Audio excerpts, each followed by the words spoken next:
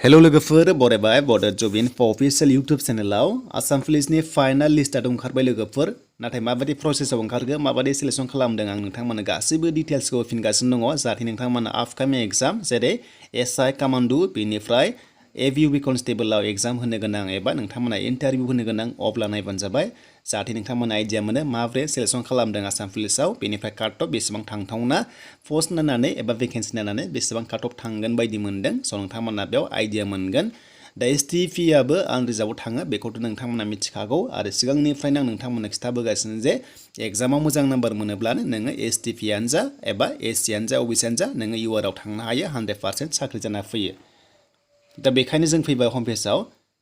दा हम पेजाव फैनाय लोगो लोगो जोंहा माखासे डिटेल्स नायफिनसैलाय रिजाल्ट फैदों दा रिजाल्टआ जाबाय बेनो प्लाटुन कमान्डार दा बे 2020 आवनो एप्लाइ जादोंमोन बेनिफ्राय एग्जामा कन्डाक्ट जादोंमोन 2021 आव आरो बिनि रिजाल्टआ ओंखारबाय फाइनालि मेरिट लिस्ट ओंखारबाय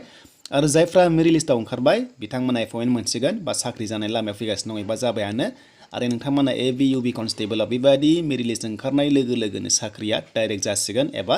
लास्ट फाइनाल सिलेक्शन बेनो एबा नोंथांमोना फाइनाल मेरिट लिस्टआव फैबाय आरो नोंथांमोना एपइन्टमेन्ट मोनसिगोन बा जइनिं जानो हासिगोन दा आपडेट डेट नोंथांमोना नुनो मोनदों मार्चनि 2nd फैदोंमोन फाइनाल लिस्टआ प्लाटुन कमान्डारनिया दा बोरै सिलेक्शन खालामखो काट अफ बेसेबां थांखो आरो मारै खालामदोंमोन सिलेक्शन प्रसेसआव बेनिफ्राय भेकेन्सि दा भेकेन्सिया गासै 40 फार्स्टआव 35 ओंखारदोंमोन आरो बारायनानै बेखौहाय उनावहाय 40 खालामदों साबा बारायदोंमोन जेराव नोंथांमोना एसटिपिआव 3 मोनदों बेनि गेजेराव हौवाफोर 3 बेनिफ्राय हिन्जावफ्रा सासे गासैखौबो लानानै 3मोन आरो हिन्जावफोरजों दा नैबेमोन अफिसियेल नटिफिकेशना नोंथांमोना नुनो मोनदों दा फार्स्टआव 35 मोन आरो दा बे एप्लाइ जादोंमोन 2020 मार्चआव जादोंमोन थ' बेनिफ्राय एग्जामा कन्डाक्ट जाबाय 2021 आव आरो बेनिफ्राय रिजाल्ट ओंखारबाय फाइनालि दा नायब्ला जों बे टटेलखौ मोनदों जेरै एसटिपिआव 3 दं हौवाफोरा अके थ' 3 दङ 40नि गेजेराव बेनिफ्राय एसटि जोंहा पिआव दङ हिन्जावफ्रा सासेल' दंमोन अके थ' गासैखौबो लानानै गासै 40 भेकेन्सिस जादोंमोन थ' बेनिफ्राय मोजां नाम्बार मोनोबा जोंहा आनरिजार्भ मोनदोंना बे आनरिजार्भ 18 भेकेन्सियाव जोङो साख्रिखौ मोननो हायो बे जाबाय नोंनि नाजानायनि सायाव नोंनि टेलेन्टनि सायाव नों आनजादाव मोजां नाम्बार मोनबानो जोंहा आनरिजार्भआव थांनो हायो जों साननो नाङा जे एसटिपिआव खम दङ भेकेन्सिया होननानै नाथाय नोंनि एग्जाम लिरनायनि सायाव दा बेयाव एप्लाइ खालामनायनि क्वालिफिकेसना ग्रेजुवेटमोन नोंथांमोना जायखिजाया स्ट्रिमनिफ्राय ग्रेजुवेट जानाय लोगो लोगो एप्लाइ खालामनो हादोंमोन बेनिफ्राय हाइट एन्ड स्टेजखौ नोंथांमोना बेयाव नायना लादो 80 सेन्टिमिटार नर्मेलाव दङमोन आरो बेनिफ्राय 85 जाहैखानांगौ एक्सपेक्ट खालामबा देन दानिया सिलेक्शन प्रसेस लोगोफोर फार्स्टआवनो बियो एग्जाम जादोंमोन अके बे एग्जामा जादोंमोन 100 मार्क्सनि एग्जाम जादोंमोन आरो लोगोसे मोनसे कारेक्ट जायोब्ला 1 नाम्बार मोनो आरो नेगेटिभ मार्किं दङमोन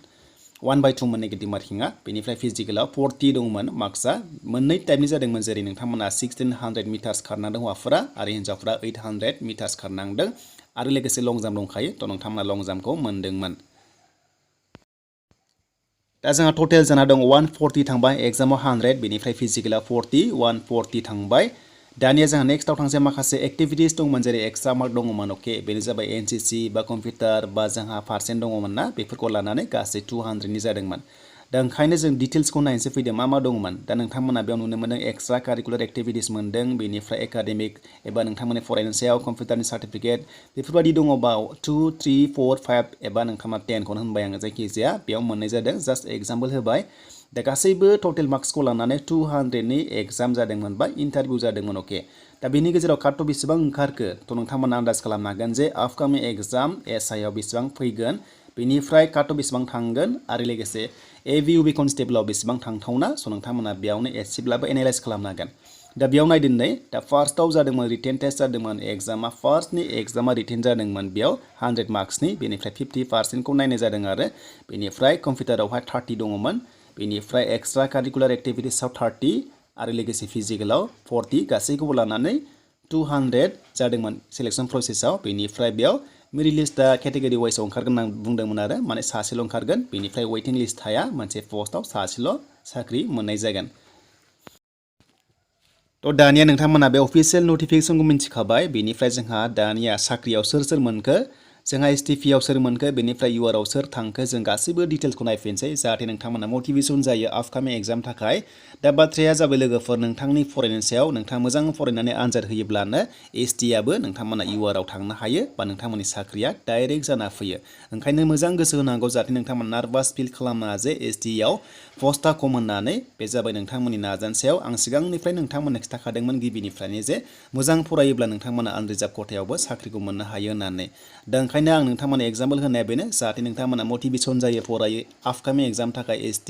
एबा एसियानो जा अबिसियानो जा जाहाथे गासैबो फरायो आरो नोंथांमोननि साख्रिया जाना फैयो दा नायदो एग्जाम्पल महरै नाम्बार 1 लाबाय बे जाबाय नोंथांमोना नुनो मोनदों मिलि टाइटेल अके बे जाबाय STP कास्टनिसो अब्लाबो नायदो नोंथांमोना बेसेबां मोनदों 129.89 टटेल नाम्बार मोनदोंमोन दानिया फैबाय फार्स्ट लिस्टआवनो फैबाय बे जाबाय इउआरआव दा एग्जामाव मोनदोंमोन 100आव बियो 72.5 मोनदोंमोन बेनिफ्राय फिजिकेलाव अनलि 26.39 मोनदों एकाडेमिकआवहाय 4 मोनदों प्रेक्टिकल टेस्टआव 18 मोनदों अके 18 मोनदों बेनिफ्राय टटेल जादों 22 बेनिफ्राय एक्सट्रायाव नोंथांमोना कारिकुलार नोंथांमोना नुनो मोनदों बे जाबाय 9 गासैखौबो लानानै ओभारअल 129.89 मोनदों आरो साख्रिया आनरिजार्भआव जाना फैदों दा नायदो लोगोफोर STPआनो मोनदों आनरिजार्भआव डेट मिन्स नोंथांमोना स्कपआ जोबोर मोजां चान्सआ बारा जे जायफ्रा मोजां फरायो साख्रिया जाना फैखाय टेनसन लानांगौ गोनांथि गैया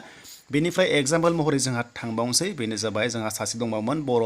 बेनो जाबाय बसुमतारी टाइटेल स' नोंथांमोना नुनो मोनदों नाम्बार 5आव बाबुल बसुमतारी बिथाङाबो मोनदोंमोन 1996नि बार्थडे नोंथांमोना नुनो मोनदों बेनिफ्राय 70 नाम्बार मोनदों 100आव आरो फिजिकेलाव 33.6 मोनदों दा गासैखौबो लानानै 121 मोनदों अब्ला नायदो लोगोफोर काटअफआ बेसेबां खम थांदों थ' ओंखायनो आं नोंथांमोनखौ मोनसेल' बाथ्रा बुंगोन जे नोंथांमोना मोजां फराय आरो साख्रिखौ लानो हागोन नोंथांमोननि एग्जाम लिरनायनि सायावनो जागोन दा खायसे नोंथांमोना सानो जे फिजिकेलाव खम मोनदों नाथाय एग्जामाव नोंथांमोना मोजां नाम्बार लाबानो साख्रिया जाना फैयो ओंखायनो जायफोर दाखालि AVUB कनस्टेबलआव फिजिकेलाव खम मोनदोंमोन बेनिफ्राय काटअफ थांदोंमोन अब्लाबो नोंथांमोननि साख्रिया जागोन बोरै जागोन बेनो जाबाय नों आनजादाव मोजां नाम्बार मोनबानो जागोन दा बेबायदि ओंखारगोन नोंथांमोनाबो खनसेनो जायफ्रा AVUB कनस्टेबलआव एग्जाम होदोंमोन एक्सट्रा मार्क गासैखौबो लानानै नोंथांमोना टटेल बेबादि लिस्ट ओंखारगोन आरो लोगोसे नोंथांमोना डाइरेक्ट साख्रिखौ मोननाय जागोन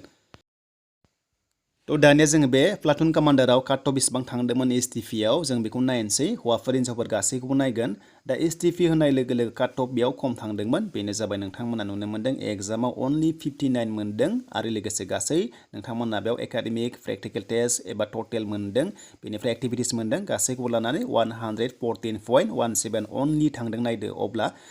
200 मार्क्सनि एग्जामाव गासै 114ल' थांदों STPआ काटअफ बेनिफ्राय बेयाव STPआ सोर मोनखो बेखौथ' नोंथांमोना सिगांनि भिडिअ मोनखाबाय दा लोगोफोर बेनिफ्राय हिन्जावफोर अके दा हिन्जावफोराव ओरैबायदि खम थांदों काटअफ नोंथांमोना सारप्राइज जागोन जे एग्जामाव 100आव बेसेबां नाम्बार मोनखो दा आंबो सिगाङाव बेबायदि नुफेराखैमोन जे एग्जामाव अनलि 30 मोननाय दा एग्जामाव लोगोफोर अनलि 30 मोनबानो जे साख्रि जायो बेखौ जों सानाखैमोन बा नुफेराखैमोन दा नोंथांमोना लाइभ प्रुफ नायदो जे सासे हिन्जावसाया बेसेबां एग्जामाव मोनखो जों बेखौ नायनोसै फैदो दानिया बेनिफ्राय नोंथांमोना जाहाथे एसेआव मोजां आनजाद लिरो नेक्स्टआव खाफाल दंबा बेबायदि साख्रिया जाना फैयो दा बेयाव नायदो लोगोफोर फिमेला मोनदों एग्जामाव अनलि 30.5 नायदो लोगोफोर इसेबां खम मोनदों अब्लाबो साख्रि जाबाय बेनिफ्राय फिजिकेलाव 26.39ल' मोनदों गासैखौबो लानानै 77 दा 200नि एग्जामाव 77ल' थांबाय 50%आनो थाङासै 77आवनो साख्रिया मोननाय जाबाय नायदो अब्ला माबादि खाफाल दा ओंखायनो नोंथांमोना बयबो एप्लाइ खालामनांगौ हिन्जावफोर हौवाफोर दा जाहाथे नोंथांमोना खाफाल दङबा साख्रिया बेबायदि जानानै फैयो दानिया फैदो लोगोफोर गुबै कन्टेन्टआव बेनो जाबाय काटअफ थांनाय दा लोगोफोर नोंथांमोना बेयाव जोबोर खम काटअफ मोनदों बिनि जाहोना जाबाय जि एग्जामाव नेगेटिभ मार्किं दङ बेयाव काटअफ खम थाङो दा बेयाव 100नि एग्जाम जानायाव नेगेटिभ 1/2 दङ मोननै रं जायोब्ला 1 नाम्बार दानदों नालाय माइनास जायै बेबायदि काटअफआ थांदों आरो मोनसे कारेक्ट जायोबा 1 नाम्बार मोनगोन दा ओंखायनो जि एग्जामाव नेगेटिभ थायो बेयाव जोबोर खम थांगोन बेखायनो आपकामिं एग्जाम SIआव जोबोर खम काटअफ थाङो आरो सिगाङावबो STPआ 41ल' थांदोंमोन ओंखायनो जाहाथे नोंथांमोना मोजां आनजाद होयो आरो लोगोसे नोंथांमोना हाइखौ एटेम्प्ट खालामनाङा माइनास पइन्ट जायो दा आसा खालामो लोगोफोर नोंथांमोना गुबै कन्टेन्टखौ मिथिदों आरो जाहाथे नोंथांमोना मटिभेसन जानानै जाहाथे नोंथांमोना आनजादखौ होयो बेखौनो खावलायबाय जाहाथे नोंथांमोननि साख्रिया मोजां जानानै फैनो हायो अके दा लोगोफोर जाय नोंथांमोना भिडिअ नायनानै मोजां मोनदों शेयार खालामदो लाइक खालामदो कमेन्ट्स खालामदो आरो गोदानै फैदोंबा चेनेलाव साबस्क्राइब खालामना लादो बड' जब इनफो अफिसियेल इउटुब चेनेलाव